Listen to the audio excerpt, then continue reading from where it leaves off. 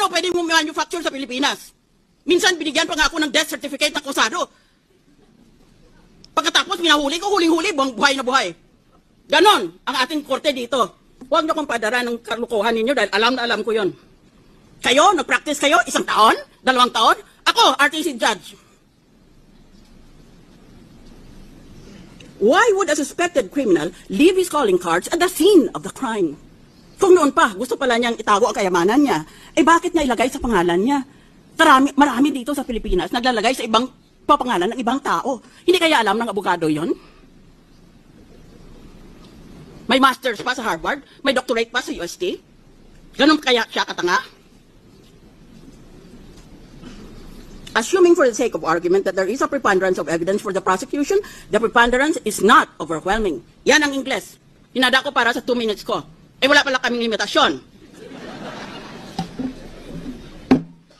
Ngayon Tagalog naman, at hingi na ako ng paumanhin, abansi pa lang, dahil kulang na kulang Tagalog ko. Unang punto, kung matalo ang Chief Justice dito, di ang ibig sabihin pala, ang mga nananalo ay mga honest na tao. Dahil kinondena nila dahil corrupt yung taong yon. Di, palagay din natin na itong mga representante, dahil tayo, we represent the people, isn't that so? That's why we're elected officers. We're supposed to represent our constituencies. Eh kung hatulan natin may sala yan, di ibig lang dahil crooked siya, di ibig lang sabihin tayo, honest tayo. Ngayon, kung lahat pala tayo honest, o marami pala tayo sa atin ay honest, why is the Philippines often, or if not all the time, why is the Philippines always ranked as one of the most corrupt countries in the whole world? Yan, sagutin niyo ako niyan. Nagpapakalinis kayo? Aba kung malinis pala ang mga opisyalis natin, at malinis pala sa buong bansa, eh bakit palagi tayong nililista ng Transparency International as one of the most corrupt countries in the world? Magtitinginan tayo? Sino kaya dito? Yan ang unang punto ko. Pangalawa, tumigil na kayo ng kapangkapan nyo, mga artista. Merong mga politiko na alam natin kung anong loopholes nila sa SALN. Deposito ang sinasabi ng batas pagkatapusan ng Disyembre, katapusan ng taon. Magdeklara ka kung magkanong pera mo sa bangko. Hindi ba gini-withdraw nila pera nila sa buwan na Nobyembre o Disyembre para pag naglagay sila, pag nag-file sila ng SALN nila, wala nga silang deposito. O kaya meron lang sila ng couple of thousands. Kasi withdraw nila eh. Pag Enero, i-deposit nila uli. Taong bayan, kayo magtestigo. Yan. Ba't hindi natin habulin yung ganon? Pangalawa, palusot. O pangalawa, na ginagawa nila na loophole sa SALN. Lahat ng pag-ari nila, real estate, bank accounts, iba pang pag-ari, nilalagay sa ibang pangalan. Yan is very, very widespread. O di wala nga naman sila pag-ari. Dahil lahat, linagay na nila sa ibang pangalan. Kung bawal ang asawa at ang mga anak, dahil sa batas ay inspeksyonin pati yan, yung mga malapit sa kanila, di doon sa mga malalayo ng mga kamag-anak. O kaya maski hindi kamag-anak, sa kaibigan na pinagkakatiwalaan nila. What a hypocritical accusation. That is a problem in this country. We're all for honest government, and yet the world condemns us as one of the most corrupt countries in the world. That's why it is difficult to win in any international election, in any international campaign, because the Philippines, among others, has a reputation of being a corrupt country. Isip ng iba, kung corrupt ang bayan na yan, walang matinong lalabas dyan. Walang matinong ibubunga yan. Ba't bawat isa ba sa inyo, walang sala tungkol sa SALN? Bigyan nyo ako ng sapang buhay. Panginoon, bigyan mo ako ng sapang buhay at imbestigahin ko lahat. Isa-isa. Dito sa Senado at sa House of Representatives. Tignan natin. Pati sarili ko, imbestigahin ko. Order, please.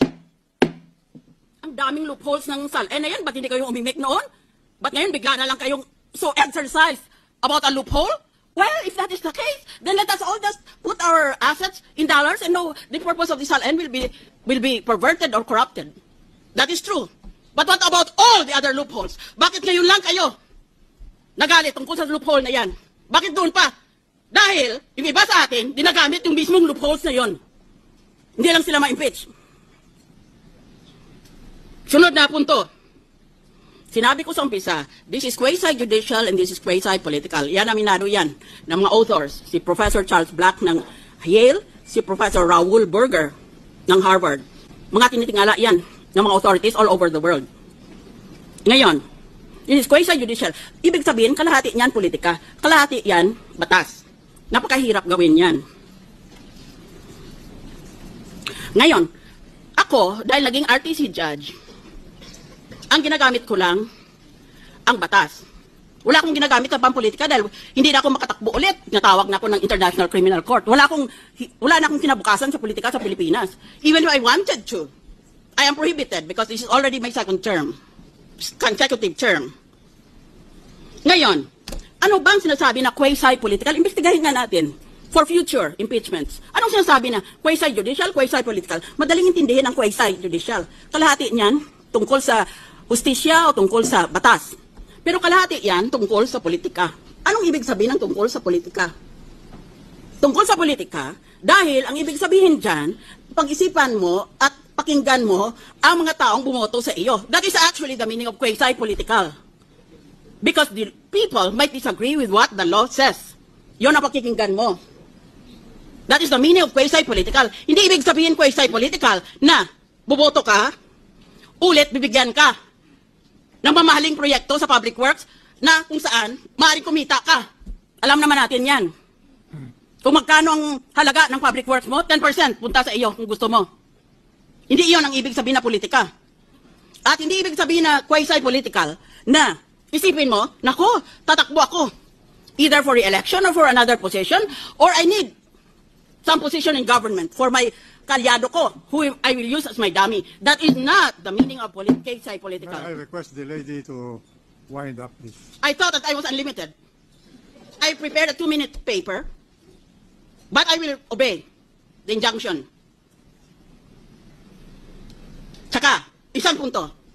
Nang nagtapos magpresenta ng ebidensya ang prosecution, naglabas ng mga survey ng mga tao gusto pala na guilty ang Chief Justice. Ngayon natapos ang defensa, saan yun ang mga survey? Wala. At, huli sa lahat at pinakamahalaga, anong magiging, hindi lang importante kung anong magiging desisyon natin ngayong hapon, anong magiging katuparan, anong susunod sa ating desisyon. Ulit ba mananalo tayo sa botohan? Panalo na tayo sa masa na nakakarami sa ating bansa. And we follow the rule of the majority. Sa kabataan sa pamantasan, dahil they're an educated constituency, sa kaysaysayan ng ating bansa, this will go down in history. Nagtrabaho ako abroad. Nagka-cancer ang tatay ko. Bumalik ako. Sabi ng tatay ko, mag-resign ka nga dyan sa trabaho mong yan. Wala kang silbi sa bayan mo. Magsilbi ka sa sarili mong kababayan. Nagsilbing na nga ako.